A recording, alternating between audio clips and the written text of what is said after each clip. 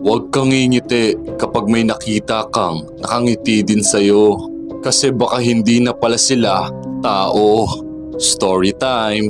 So I got invited sa exclusive movie preview ng Smile 2 at grabe, nagsimula ang kwento sa isang famous na babae na nagngangalang Sky Riley.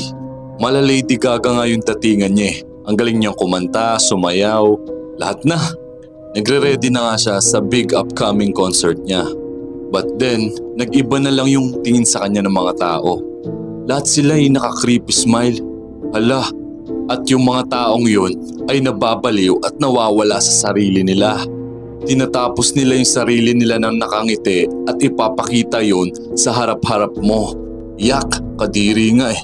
Tapos kapag nakita mo yun, mapapasa sa'yo yung sumpa. Dahil yan si Smile Demon o yung entity na nangahawa ng ngiti. Kapag nakita mo na siya ay matutulala ka na lang at matatakot. Ibubuka niya ang bibig mo at papasok siya sa katawan mo. Dito ka na mapoposes at tatapusin ang sarili mong buhay nang nakasmile.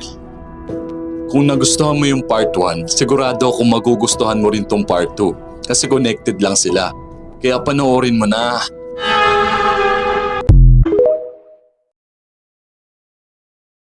All aboard for the Blue Horizon.